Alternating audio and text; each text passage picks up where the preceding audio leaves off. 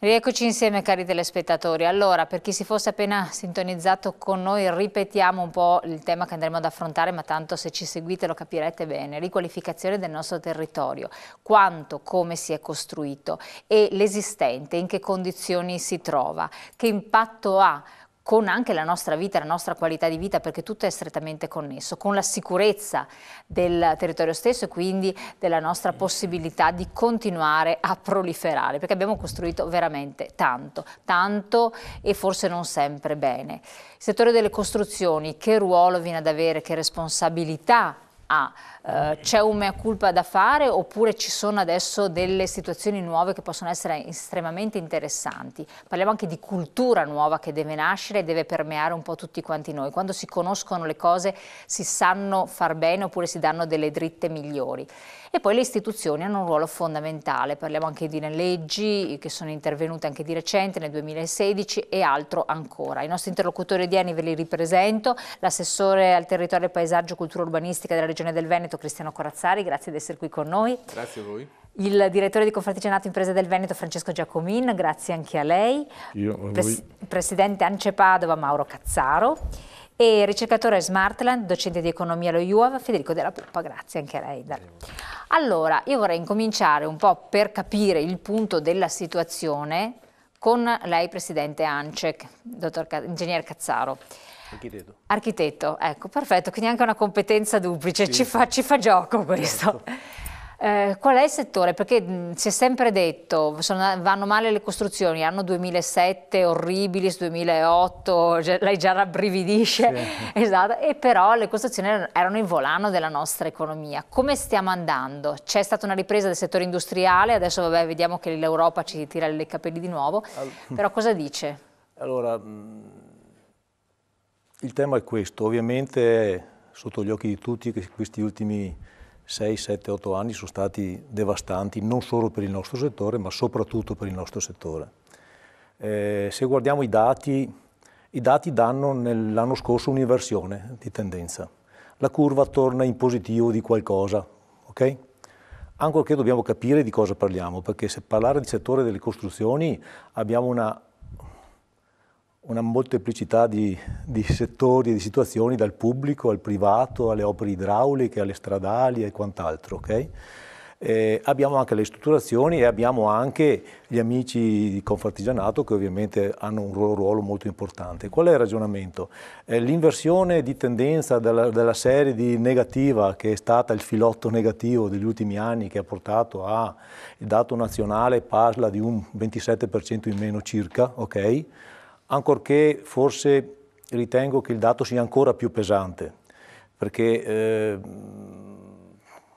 a me piace i dati, è bello guardarci dentro, no? Girarli in tutte le maniere. Il dato che io preferisco riportare è che abbiamo avuto il settore del calcestruzzo del cemento che ha fatto un meno 50%. Ecco, spieghi un attimo cosa vuol dire per chi non allora, è... diciamo che fondamentalmente, semplicisticamente, diciamo che le costruzioni le fai col calcestruzzo e coi mattoni, tanto così, semplicisticamente, giusto? Ok? Al di là dei sistemi innovativi e quant'altro. Però il dato parla che il calcestruzzo è andato giù del 50 come quantità di prodotto, quanti quintali di cemento fatti, prodotti e consumati, e il laterizio ha passato il 70, 75, 74%, vedo che la ma dopo abbiamo il nostro professore che ci aiuterà bene. Capiamo subito, io sto dando dei dati che danno un occhio, una situazione, un segnale di cosa è successo. No? Okay? Capiamo che quando poi parliamo che il settore delle costruzioni è calato su numeri che vanno verso il 30%, 25, 27, 28, non importa punto più, punto meno, dentro c'è di tutto un po', per cui abbiamo che il settore tradizionale, come lo vede diciamo l'uomo della strada, che sarebbe l'impresa che sviluppa, che costruisce eccetera, è calato molto di più, perché il mercato si è disintegrato. I dati cosa sono? Parliamo di 600-700 mila posti di lavoro persi a livello nazionale. Allora, sono numeri spaventosi, perché esatto. È perché questa cosa si è distribuita su centinaia di situazioni e non ha fatto 50.000 in meno alla Fiat di Mirafiori, non so, che saremmo stati 6 anni sui giornali. È stata una cosa che è stata una perdita, no? una evaporazione, no? E su questo potremo parlare molto di qual è la conseguenza. No? Il tema di fondo è che però voi mi insegnate che se io compro un'azione in borsa e costa 100 euro, quando perdo il 30% me ne rimangono 70, ma il più 30 non fa più 100. Per questa inversione di tendenza di qualche punto in più, mi sembra che i dati, adesso vediamo se non sparo cose che non vanno bene, ci vogliono 11 o 12 anni per tornare con 3% in più all'anno sui livelli di pre-crisi. Di conseguenza questa cosa, diciamo che questa è la situazione. Di contro nel mercato, se vogliamo fare una piccola parentesi sul mercato immobiliare, che ribadisco è una piccola parte del settore delle costruzioni, siccome nell'immobiliare è entrato di tutto un po' e i risultati li abbiamo visti, ok? Tu dicevi prima con la professionalità o l'attenzione che non sempre è stata altissima. Là perlomeno possiamo dire che chi c'era si è fatto molto male e adesso penserà a tutt'altro piuttosto che mettere le mani sul mattone se non è un professionista del mattone. Questa è la situazione. Si spera almeno? Si spera, no, ma posso dirti è quasi certo perché diciamo che nell'ambito proprio costruzione il mercato è diventato molto molto più difficile. Il costruire il prodotto che interessa il mercato è diventato molto più difficile. Che interessa il mercato, bravissimo. Ok, e su questo gli aspetti sono tanti perché, permettimi, non possiamo parlare solo di energia, diventa riduttivo, è una cosa ridicola, insomma, gli aspetti sono tantissimi, parliamo di qualità abitativa complessiva. Insomma, infatti, no, ma adesso si cerca la qualità abitativa. Assolutamente sì. E poi tra l'altro, vabbè, in questo momento in cui si parla di Bitcoin, si parla di sistemi alternativi, ritorna il mattone, perché ritorna il mattone alla grandissima, sì, perché purtroppo le banche hanno fatto la loro iperbole, la loro storia, hanno traumatizzato molti, quindi c'è un ritorno al mattone come investimento, però a un livello completamente diverso, certo, altrimenti ecco. Professore, adesso visto che abbiamo già introdotto, snocciolato questi dati, esatto, passo a lei la parola perché così dopo anche l'assessore può lasciarsi bene e il Confartigianato altrettanto, perché poi la ricerca che voi l'avete fatta anche per Confartigianato sostanzialmente. Sì. Ma diciamo che non solo confermo i dati, forse sono anche un po' peggiori di quelli che sono stati detti. Yuppi! Sì, no, bisogna guardare in faccia la realtà. Il problema è che questo settore si è svegliato un po' tardi rispetto agli effetti della crisi. Si sperava che la crisi fosse più corta e si potesse ritornare a fare quello che si faceva prima nello stesso modo. La crisi è stata lunga, ma è stata una crisi che ha cambiato fondamentalmente e complessivamente tutto il sistema, cioè ha cambiato l'economia complessiva, ma anche ha cambiato le esigenze complessive e ci siamo svegliati finalmente rispetto ad un modello di sviluppo complessivo che pensava di andare ad espansione infinita. Ora, noi insegniamo agli studenti che il modello economico di espansione infinita non esiste e ci siamo un po', diciamo così, ubriacati tutti nei primi anni 2000 perché pensavamo che quello fosse un modello possibile. In realtà non era possibile, le costruzioni hanno pagato più di altri settori, però c'è da dire che oggi questa crisi del settore ha innescato dei ripensamenti e delle riflessioni non solo sul modello di sviluppo, ma anche su ciò che abbiamo costruito e su come intervenire per andare a riqualificare ciò che abbiamo fatto, perché nel frattempo gli anni passano e ciò che noi abbiamo costruito negli anni 60, 70, 80, gli anni del grande boom economico poi del Veneto, no? Della microterritorialità, del cosiddetto capitalismo molecolare, no? Quello dei piccoli produttori, ha fatto sì che noi, presi da quel vortice, non abbiamo guardato allo sviluppo complessivo nel lungo periodo. Oggi la crisi ci ha detto no, fermi tutti, bloccatevi, ripensateci. Diciamo che oggi abbiamo la fortuna di avere dei sistemi informativi, delle modalità anche innovative di analizzare i dati, soprattutto a livello territoriale, e questo ci consente di mettere a fuoco alcuni temi. Uno di questi l'abbiamo messo a fuoco qualche anno fa proprio su stimolo di Confartigianato del Veneto, il tema era proprio ridare valore al territorio partendo da ciò che era stato fatto, e lì abbiamo analizzato il settore residenziale, dove c'è ovviamente tantissimo da fare, soprattutto non tanto a casa della signora Maria che abita nella villetta monofamiliare o bifamiliare, perché lì è più facile, no? C'è un solo decisore. Oggi dobbiamo mettere mano al patrimonio dei condomini, ad esempio, dove sono tanti decisori, dove è difficile intervenire, ma dove abbiamo per esempio grandi dispendi energetici o livelli di qualità dell'abitare che non sono adeguati ai nostri tempi. E sono i più impattanti anche per l'ambiente, da un altro lato abbiamo invece tutto un settore non residenziale sul quale gravitavano ogni tanto delle stime, ma non c'era un'analisi precisa. Capannoni per intenderci. Sì, abbiamo, cioè il Veneto è il Veneto dei capannoni in qualche modo, no? Il Veneto produttivo. Abbiamo ipotizzato una linea di ricerca, Confartigianato ha sposato questa idea e ci ha sostenuto soprattutto dal punto di vista dell'andare a fondo del tema, no? E su questo devo dire che ciò che è emerso dall'indagine è che noi siamo di fronte ad un tema che non è secondario dal punto di vista quantitativo, perché noi abbiamo di fronte a noi sostanzialmente, su un patrimonio complessivo di più di 90.000 capannoni nel Veneto, abbiamo circa 10.600 capannoni che sono inutilizzati o abbandonati. E di questi 10.600 sono tantissimi però, dici. Ne abbiamo 4.500 che sono proprio in situazione dissesto totale. Sì, cioè sono diciamo in mediocre o pessimo stato di conservazione o sono proprio abbandonati del tutto.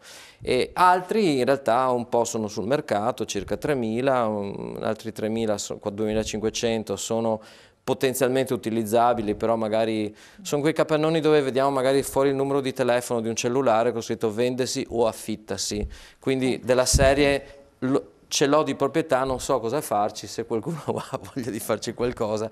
Il tema è che finora ci si affidava al mercato per far questo e il mercato in realtà non ripaga in questo momento, perché anche i dati che abbiamo letto assieme a Confartigianato, ad esempio sui valori del mercato immobiliare in questo settore, sono valori che utilizziamo ai fini del calcolo dell'IMU di quei valori lì, ma non sono i valori di scambio, perché 500 euro a metro quadro a capannone, diciamo che è un valore che sul mercato, ecco qui può darmi conforto, è un valore difficilmente certo. diciamo, che si possa insomma, recuperare sul mercato quella cifra.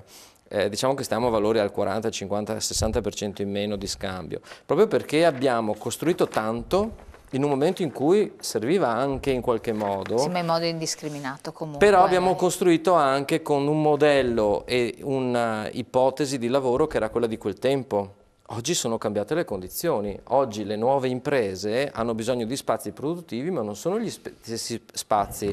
Le stesse imprese artigiane oggi non hanno bisogno degli stessi spazi o delle stesse tipologie di capannone di quel tempo. Quindi oggi dobbiamo iniziare a sdoganare e a utilizzare delle parole che fino ad oggi non abbiamo utilizzato perché sono parole brutte per loro. Adesso vediamo infatti le parole brutte. E la parola è demolizione. Esatto, ecco, è una di queste. Cioè, in realtà, capire anche perché è una parola brutta dopo. Ma in realtà è una parola brutta perché noi quando abbiamo costruito qualcosa pensiamo che questa cosa sia per sempre, no? Cioè, più che un diamante noi dicevamo, no?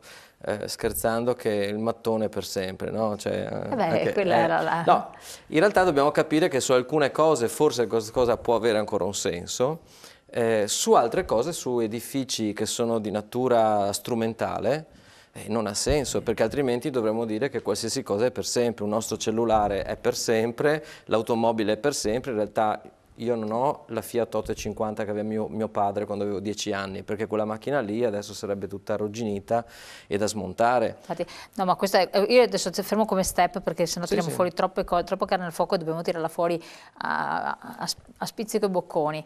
Assessore, da questo da come hanno esordito emerge che comunque mancherebbe una regia generale, no?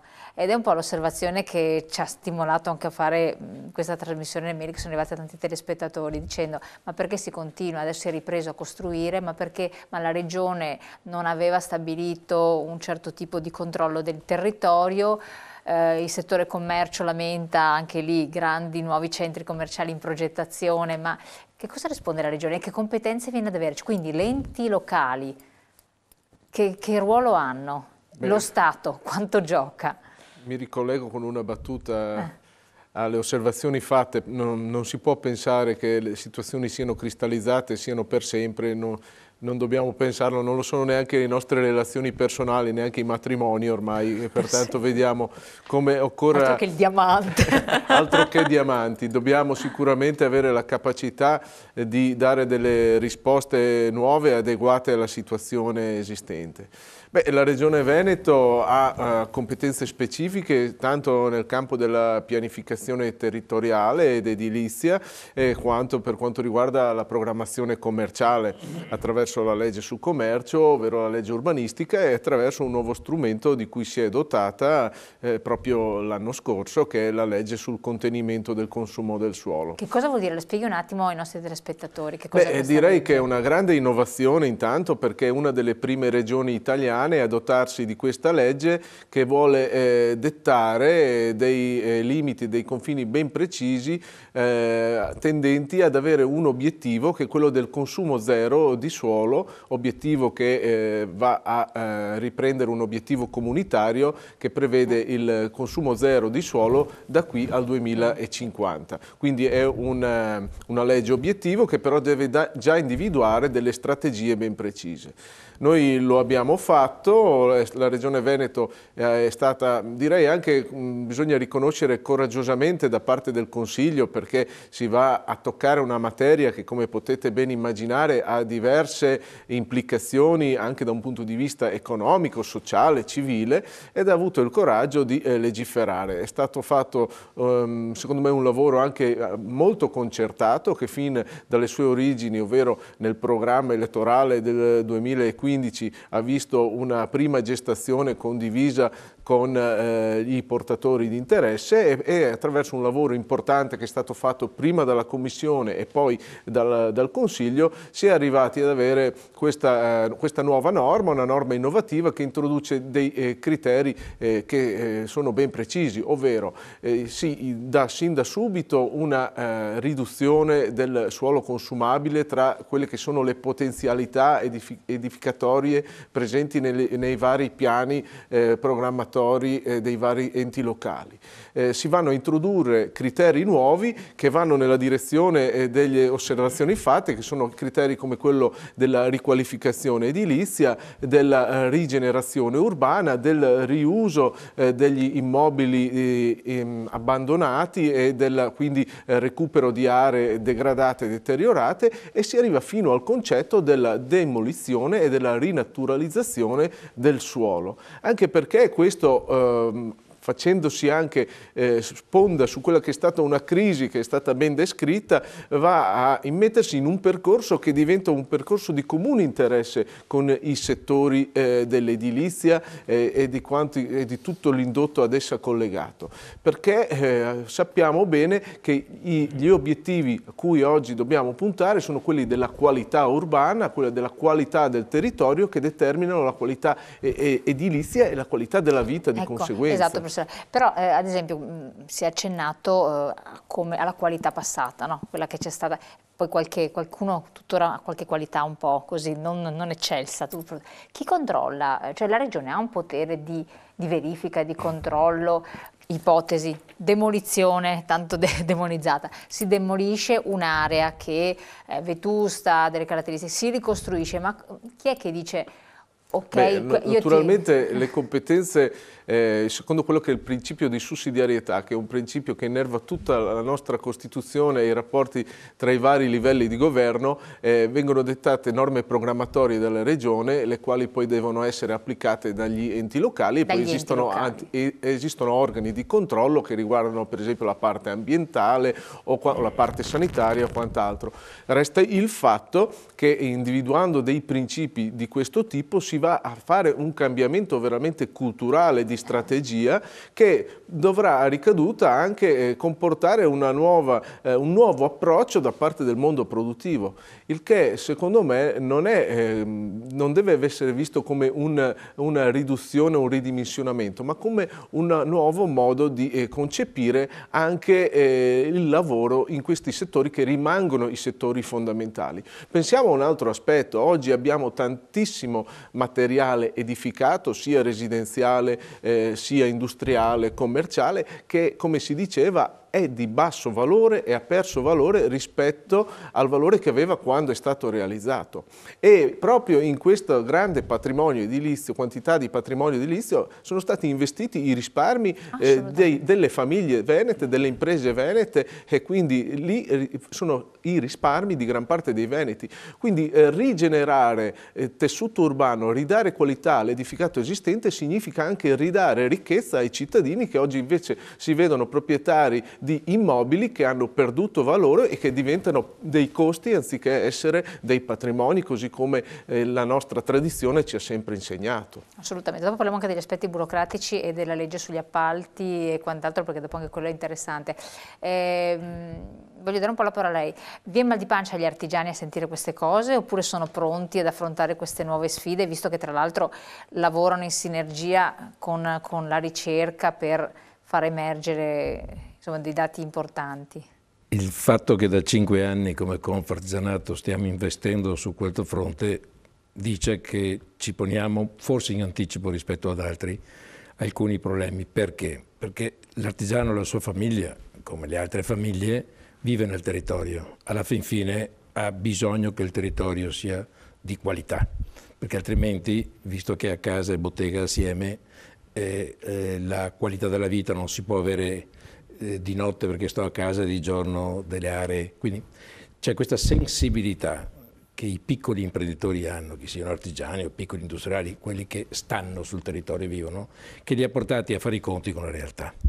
Ovviamente la realtà ha avuto il 2008 per tutti, purtroppo l'Italia gioca sempre il terzo tempo, cioè delle cose che puoi fare prima, hai bisogno della crisi, la crisi ha messo in riga tutti. L'emergenza, noi lavoriamo sull'emergenza. Ecco, quindi la crisi ha cominciato a dire occorre selezionare, ha cominciato a fare una riflessione, ha cominciato a dire a tutti gli imprenditori, piccoli, medi e grandi, che non si può costruire a prescindere da una domanda e alla viva il parroco. Quindi da questo punto di vista è finito un'epoca, l'abbiamo visto sulle abitazioni civili, lo stiamo vedendo sui capannoni, lo vedremo in questo percorso ideale di ricerca e di riflessione, perché non possiamo più giocare con il territorio. Il fatto che se ne consumi talvolta inutilmente tanto ogni anno di più, nel Veneto, guardato dall'alto, noi tutti quanti di buon senso capiamo che non può continuare così. Siccome si può fare di più e meglio con meno territorio, perché questo poi è la morale, allora bisogna riflettere. La riflessione ogni tanto fa bene, qualche attimo di pausa. Dico una cosa anche forse politicamente non tanto corretta. Se io voglio vedere meno extracomunitari di basso valore aggiunto dal punto di vista delle professioni, devo riflettere su quali produzioni voglio. Se io esaspero le produzioni degli allevamenti rispetto al farmaceutico, uso due estremi, mi prendo le conseguenze rispettive. Probabilmente gli allevamenti hanno un impatto sul territorio, in un certo modo comportano immigrazione forzata perché nessuno dei nostri figli vuole fare l'allevatore. Se io invece faccio farmaceutico è probabile che addirittura debba importare nel territorio competenze di fascia alta, perché c'è ricerca, perché c'è questo, e restituisca al territorio anche una capacità di reddito medio e di qualità della vita, di percezione, di cultura. Allora, anche tutto il mondo delle costruzioni non può andare a prescindere da un disegno industriale del paese, no, perché altrimenti io posso mettercela tutta, ma se il disegno industriale del paese consegna l'Italia ad essere il fanalino di coda della qualità di alcune produzioni, come dire non faccio più gli allevamenti in Francia ma li faccio in Italia perché sono un po' più flessibili anche a prendersi tutte le conseguenze di un allevamento, assistiamo a una ripartizione su scala europea, per non dire mondiale, ma parliamo dell'Europa, per cui alcuni paesi sono meritori di fare delle cose. Appena vai un po' sulla ricerca scientifica o sulla meccanica o sul resto, ti trasferisci in Germania, appena vai. Ecco, l'uso del territorio è anche conseguenza di una economia. Anche i costruttori possono fare fino a un certo punto, perché non sono loro che disegnano l'economia. In qualche modo devono prendere ordini, committenza. Certo. No, ma infatti deve essere un lavoro sinergico delle istituzioni da un lato. Esatto, occorre finalmente un concorso tra tutti i soggetti che sono le istituzioni che programmano, disciplinano, eccetera, eccetera. I cittadini, cioè alla fin fine noi siamo sempre lo specchio del paese. Se il cittadino vuole brioche, il paese fornirà brioche, se il cittadino vuole qualità della vita, il paese... Certo che bisogna sensibilizzare il cittadino, perché alle volte il cittadino non è proprio avanguardia da questo punto di vista. I professionisti, che anche loro sono stati al fianco di questa edilizia del passato non sempre attuale e non sempre utile, perché hanno fatto in quel modo la professione, e gli imprenditori, i costruttori e quant'altri. Ultima battuta, non si può con 600 comuni e con 600 piani edilizi comunali pensare di governare questi fenomeni. Questo particolarismo medioevale, che il Medioevo è stato storicamente il punto di forza dei comuni, adesso non fa a pugni con tutto il buon senso che stiamo mettendo in questa trasmissione. Infatti adesso questo è lo spunto che rilancerò all'assessore. Andiamo però rapidamente, pochi secondi in pubblicità. Quando ritorniamo riprendiamo un po' il filo del discorso.